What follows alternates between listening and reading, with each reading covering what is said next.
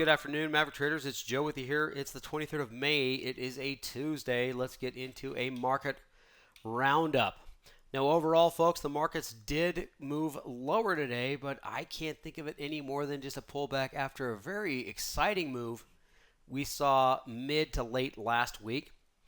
How do we finish today? The Dow, the S&P, the NASDAQ all lower, respectively, based on how volatile they are. Down 0.69% on the Dow, 1.12% in the S&P, and down 1.25% in the NASDAQ. That is uniform to me. Russell's flat. Oil had a pretty decent little bounce, 1.4% after being beaten down, and gold is sideways. Now, overall, folks, the main topic is going to be this debt ceiling over here. Worries of default is in the focus of the markets. I lived through this through the Obama administration, if you guys were ever around, where we were threatening a debt ceiling and having to raise this and that and the other. Couldn't really get into some sort of an agreement, but there was a Band-Aid placed on it to kick it down the road to talk about it next quarter. I don't know if we are going to find a solution, but it will come down to that last second, and if it doesn't, there'll be a Band-Aid put on it to kick it down the road for the next month. I remember this if you guys have got a short-term memory like I do, but it happened quite a bit. It didn't really cause the markets to fall apart or rally or anything. It really just caused things to meander. But there was reaction and some fears right before the deadline and as we get into it. But overall, it didn't really have too big of an impact. So I'm going to have to set that aside based on what I saw last time and just follow price action. I did see service and manufacturing PMI as well as new home sales all higher, showing that there is a level of consumer. Now, I know these are delayed or a little bit slow, right, to come out, but a consumer is not slowing down. Services is high, manufacturing in line a little bit higher than expected, and new home sales popped. Now, that could be new home sales that were recorded back in April that didn't really post until May. I totally get that. But this is a good sign when it comes to anybody that's worried about the economy falling apart. This could show the first signs of what we refer to as a soft landing. Now, the Feds are already showing signs of dovishness, so I don't know if this is going to be too big of an impact. It didn't really seem to carry into the markets as the markets did roll over today in light of these stronger numbers. AI is definitely driving the cues. AI, I think, is the next new must-have super pacifier tech, if you will, when it comes to new investors and people of fear of missing out.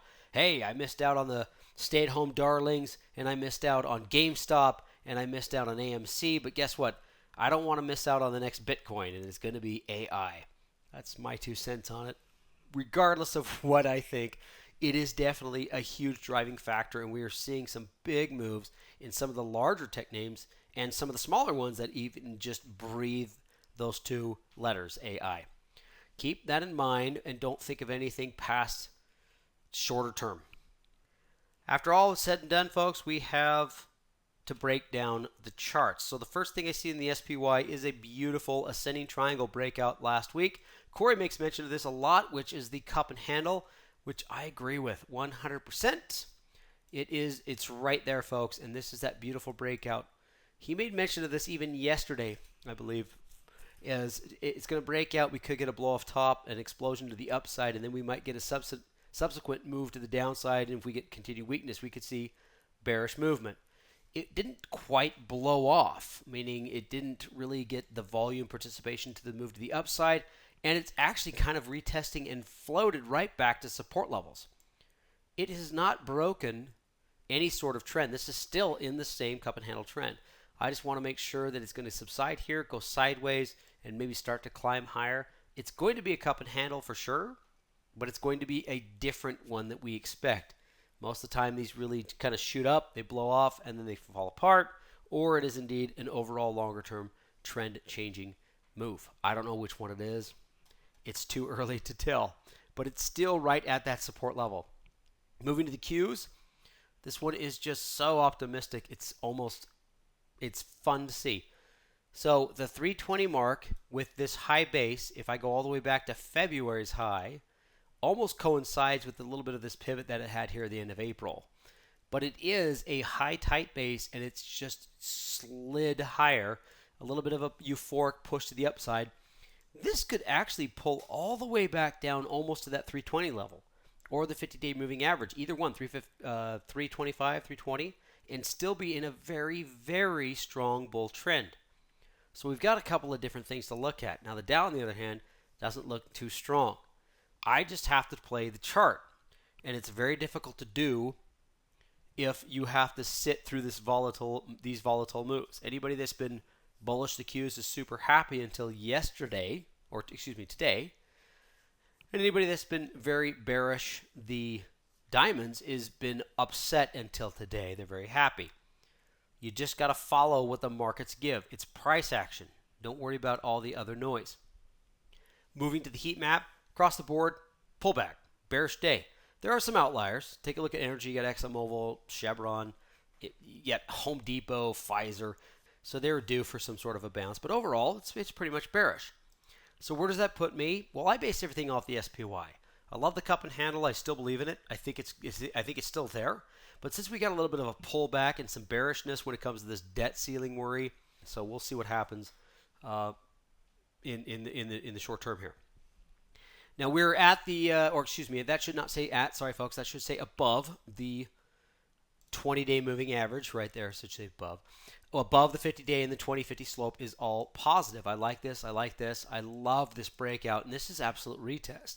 So being a +1, I'd really like to move that to a +2, but we're moving lower, so I can't.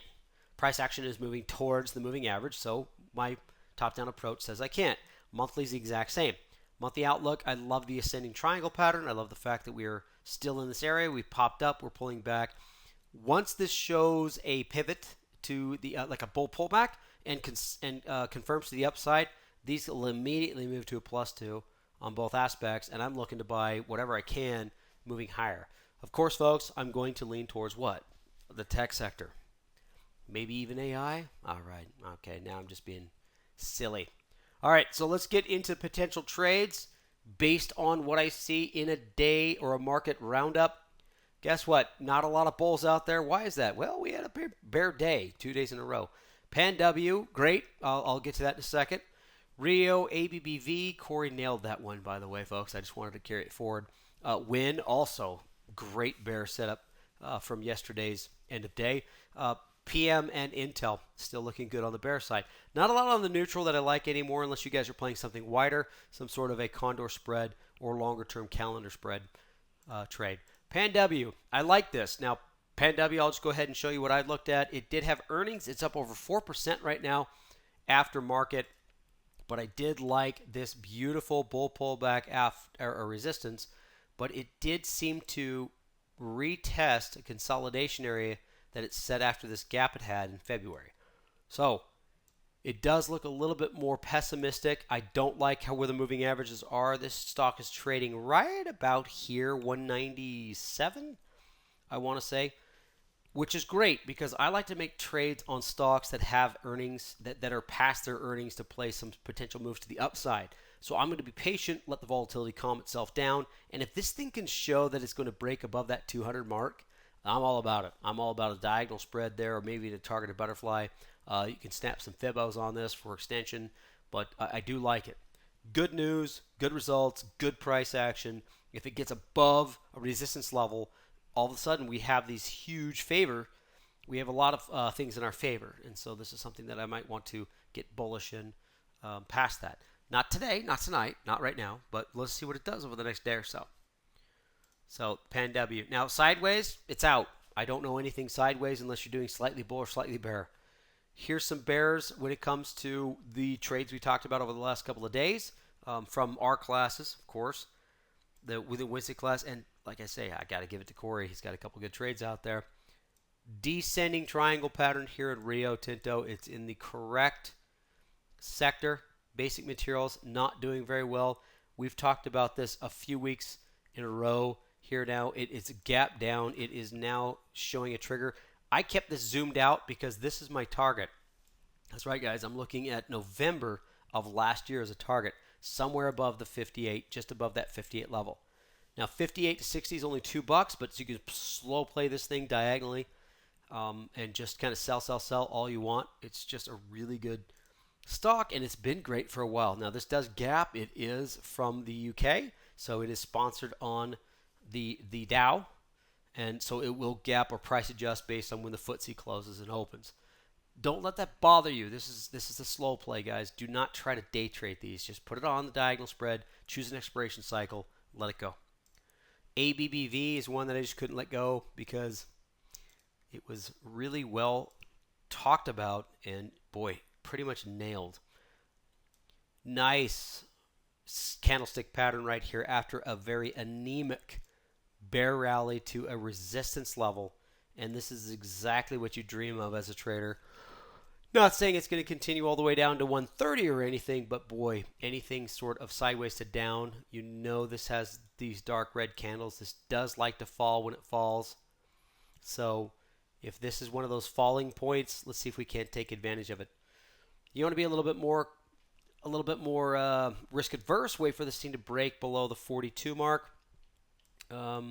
Maybe even 40 if you want to go below this pivot point, and then play this sideways to down from there. Or you could play it now with some sort of a credit spread, meaning, hey, I don't think it's going to get above that 145. Sorry, folks, let me erase these.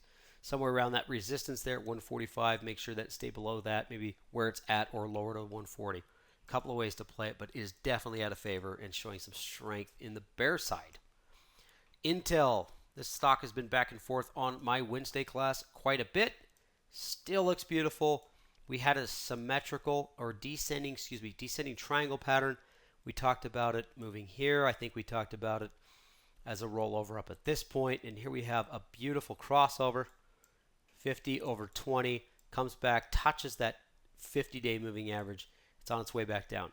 I'm more than comfortable playing it from here down to 29. I know, so you guys want to be sideways, diagonal, or a targeted butterfly spread, or if you want to be a little bit, you want to wait for this to break that 29 level if the markets can fall, and it could, we got 28 here as a target and further down from that. Now this one seems to fall out of favor with the other big tech out there when it comes to these AI rumors, and some of them missed, some of them didn't. A chart that is interesting, folks, if you want to pull up in the exact same area is AMD. AMD totally blew everything. They missed everything. They gapped down massively, and they shot straight up because of rumors of AI. That's how hot this topic is. All right, it's kind of where you find it, folks. Make sure you do your research on whatever you're comfortable with. Make sure you go through your own trading plan. So the debt ceiling debate remains market focus. It's going to definitely go down to the wire, and more often than not, folks, they're going to kick the can down the road. They're going to make sure they don't default, and they'll talk about it later. That's what I think is going to happen. AI is driving the tech sector. It has been for quite a bit. Nothing more than a pullback for now in the overall markets. We are still bullish. I don't know how I could be as pessimistic as the next person, but overall, price action is showing that we have broken out after last week's move to the upside, and we're just retesting. Nothing more to look into it than that. A move higher in a few indicators that are lagging. Soft or hard landing. I'm hoping for a soft. We all are, as far as people, right? And it's actually looking that way. We'll see. It's going to be interesting to see how that pans out. But it's definitely back burner. Ever since the CPI and the PPI came in, that inflation is a back burner. Earnings reports. Intuit, PENW, VFC, Toll Brothers, Urban Outfitters. What do I got? I got a couple of these. Intuit was down about 4.7% after its numbers. PENW, I showed you guys the chart, up about 4%. Is it Agilent? Yeah, down about 7% right now.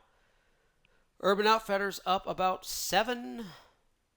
Is that oh yeah, boy, it's up high. It's almost 8%. Yeah, so good move to the upside on Urban Outfitters. These can completely change. It just depends on the numbers. Just make sure you double check whatever you're going to trade before you get into it. Thanks guys so much for joining me, and we'll talk to you next time. Bye folks.